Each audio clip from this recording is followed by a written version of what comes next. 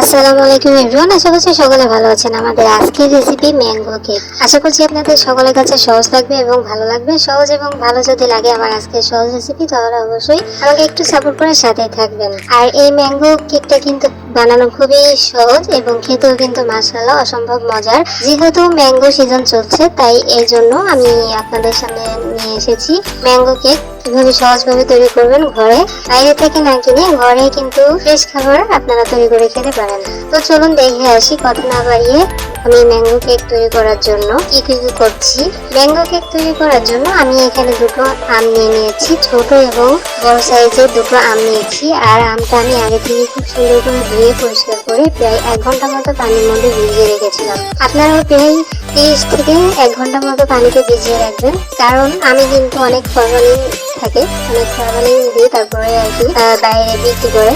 তো দেখতে পাচ্ছেন আমি খুব সুন্দর করে ধুয়ে পরিষ্কার করে একটা নাইফের সাহায্যে আমটা কেটে নিচ্ছি। কেটে এরকম টুকরো টুকরো করে নিচ্ছি, আর এরকম চামচ দিয়ে ম্যাঙ্গোর যে টুকরাগুলো আছে সেইগুলো তুলে নেব। তো ধাপে ধাপে আমি সমস্ত আমই কিন্তু এখানে কেটে নিচ্ছি।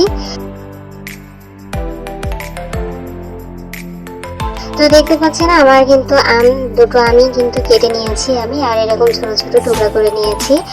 আমগুলো যখন কাটা হয়ে গেছে তখন আমি অফ ক্যামেরায় আর কি ব্লেন্ড করে নিব, অর্থাৎ জুস তৈরি করে নিতে হবে। তারপর আমি চলে এসেছি একটা বোলের উপর, আমি দিয়ে দিলাম একটা চাটনির মধ্যে আমি দিয়ে দিচ্ছি 2 কাপ আটা, আপনারা চাইলে ময়দাটাও ব্যবহার করতে পারবেন। দিয়ে দিচ্ছি হাফ কাপ গুঁড়া দুধ, দিয়ে দিচ্ছি 1 চামচ লবণ, আর দিয়ে দিচ্ছি 2 চামচ বেকিং পাউডার। এইগুলো কিন্তু শুকনো উপকরণ, অবশ্যই শুকনো উপকরণগুলো কিন্তু খুব সুন্দর করে তেলে নিতে হবে। ভিতরে যদি কোনো দানা থাকে, দলা থাকে, তাহলে কিন্তু হবে না। এই জন্য কেক তৈরি যখন আপনারা করবেন তখন এরকম স্টেপ বাই স্টেপ ফলো করবেন, তাহলে কিন্তু হবে। কারণ আটা বা গুঁড়া দুধের মধ্যে কিন্তু অনেক দানা থাকে, দানাযুক্ত থাকে, সেগুলো কিন্তু বেরিয়ে আসবে যদি আপনারা এভাবে টেনে নেন। দেখতে পাচ্ছেন আমার শুকনো উপকরণগুলো টালা হয়ে গেছে। শুকনো উপকরণগুলো যখন টালা হয়ে গেছে খুব সুন্দরভাবে, তখন আমি বলে দিয়ে দিচ্ছি 2টো ডিম। অবশ্যই দুটো ডিম তো একদম নরমাল থাকতে হবে, অবশ্যই রুম টেম্পারেচারে থাকতে হবে, ঠান্ডা হলে কিন্তু চলবে না। ডিম যখন আমার দেওয়া হয়ে গেছে তখন আমি এখানে দিয়ে দিব হাফ কাপ চিনি। তবে আপনারা চিনির পরিমাণটা একটু বাড়িয়ে কমিয়ে দিতে পারেন, কিন্তু কম দিলে কিন্তু হবে না। আমি একদম কম দিয়েছি, যেহেতু ঘরের মধ্যে আমার ডায়াবেটিসের পেশেন্ট আছে, এই জন্য আপনারা চাইলে একটু বেশি করে দিতে পারেন। আর এই মিষ্টিটা কিন্তু কোনো মিষ্টিই হয়নি ধরতে গেলে, তো সেক্ষেত্রে আপনারা মিষ্টির পরিমাণটা বাড়িয়ে দিতে পারেন। তারপর আমি এইখানে একই কাপ মেপে হাফ কাপ দিয়ে দিলাম হলো সয়াবিন তেল দিয়ে খুব সুন্দর করে মিশিয়ে নিতে হবে যতক্ষণ না পর্যন্ত চিনিটা গলে যাচ্ছে, ঠিক ততক্ষণ পর্যন্ত ডিমের মিশ্রণটা করে নিতে হবে। এরকম ঘুরিয়ে ঘুরিয়ে হ্যান্ডিসের সাহায্যে আপনারা ডিমটা ফেটে নিতে পারেন, অথবা কাঁটা চামচ দিয়েও কিন্তু করে নিতে পারেন।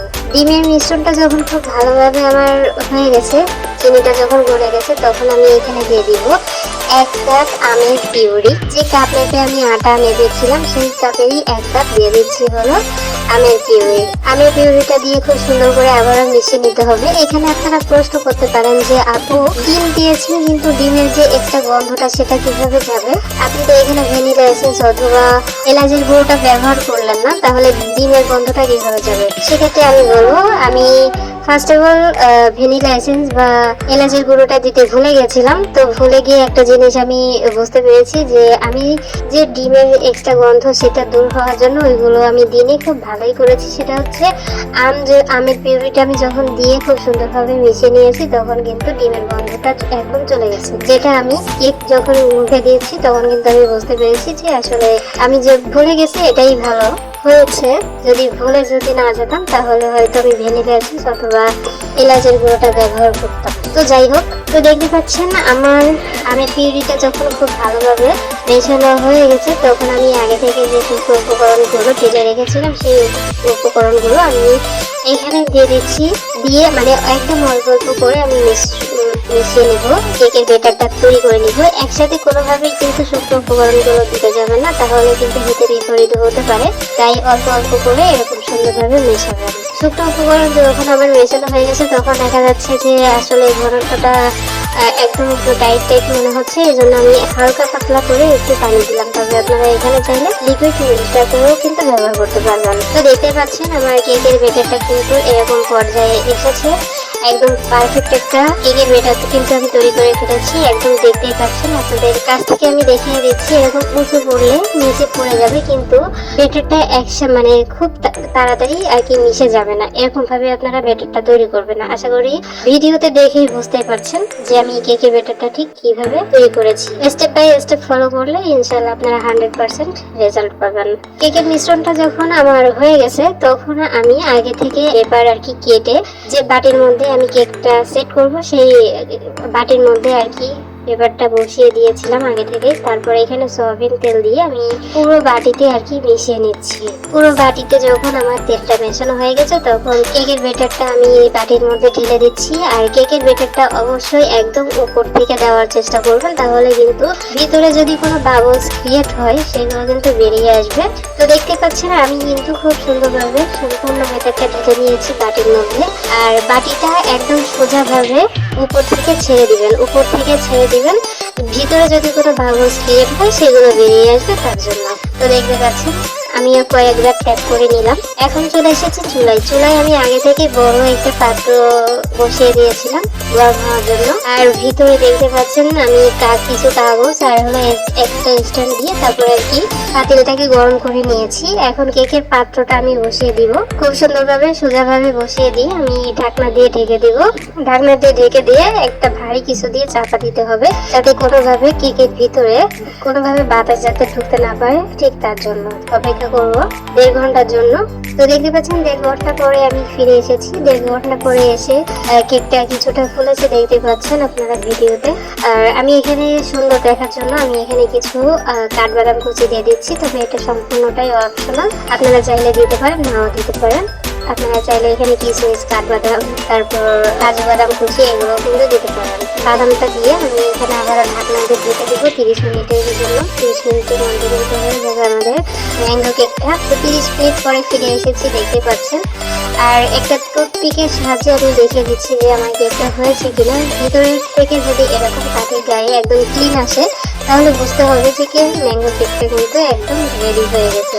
এখন আমি যেটা বলবো সেটা হচ্ছে পাতিলের মুখে যে ঢাকনাটা আছে সেটা আমি একটু ফাঁকা করে চুলার উপর রেখে দিব অফ চুলায়। মানে চুলাটা বন্ধ থাকবে, বন্ধ চুলার উপর রেখে দিতে হবে প্রায় 10 থেকে 15 মিনিট। এটা করলে যেটা হবে সেটা হচ্ছে কেকটা চুপসে যাবে না, একদম ফ্লাফি থাকবে। স্টেপগুলো অবশ্যই ফলো করবেন। কেকটা যখন একটু ঠান্ডা হয়ে গেছে, তখন আমি এখানে ডিমোল করে দিচ্ছি। আর নিচে যে একটা কাগজ দিয়েছিলাম সেটা আমি তুলে নিচ্ছি। দেখতে পাচ্ছেন কেকের সম্পূর্ণ মানে কেকের উপরে, নিচে এবং চারিপাশে কিন্তু একদম সমানভাবে কালার এসেছে। খুব সুন্দর দেখা যাচ্ছে। কিন্তু আমি ভিডিওতে খুব সুন্দরভাবে ক্লিয়ার ভাবে দেখাতে পারছি না, তবে আপনারা ভিডিওতে দেখে বুঝতে পারছেন যে আসলে বাস্তবে কতটা সুন্দর হয়েছে। আশা করি বুঝতে পারবেন। আলোর জন্য খুব সুন্দর একটা দেখা যাচ্ছে না, সেটা আমিও বুঝতে পারছি। আমার কাছেও খুব বেশি একটা পছন্দ হয়নি, যেহেতু মানে আলোর একটু সমস্যা, এই জন্য আর কি। তবে বাস্তবে কিন্তু অনেক সুন্দর হয়েছিল। তো তারপর আমি আরেকটু ডেকোরেশন করে নিচ্ছি। আমি কিছু আমের টুকরা দিয়ে দিচ্ছি, যেহেতু ম্যাঙ্গো কেক তৈরি করেছি এই জন্য আমি এখানে একটু আমের টুকরা দিয়ে দিচ্ছি, জাস্ট সুন্দর দেখার জন্য। এবার আমি আপনাদের কেটে শেয়ার করে দেখাচ্ছি যে আমার ম্যাঙ্গো কেকটা ঠিক কতটা সুন্দর হয়েছে, কতটা পারফেক্ট হয়েছে। আপনারা দেখেই কিন্তু বুঝতে পারছেন যে আমার ম্যাঙ্গো কেকটা ঠিক কেমন হয়েছে। তো আশা করছি আপনাদেরকে বলে বোঝানোর মতো কোনো কিছু নেই, আপনারা দেখে কিন্তু সবটা বুঝে নিয়েছেন। আর হলো আমার চ্যানেলে অলরেডি আরো একটি ম্যাঙ্গো কেকের ভিডিও দেওয়া আছে, সেটাও অনেক সুন্দর। আশা করছি সেটাও দেখে আসবেন। আপনাদের সুবিধার্থে আমি আমার ডেসক্রিপশন বক্সে ম্যাঙ্গো জেলি কেক ওইটার রেসিপির লিঙ্কটা আমি দিয়ে রাখবো, আপনাদের যদি প্রয়োজন পড়ে অবশ্যই দেখে নেবেন। সো ফাইনালি এতটুকুই ছিল আমার আজকের রেসিপি। কেমন লাগলো অবশ্যই লাইক, কমেন্ট, শেয়ার করে জানাবেন।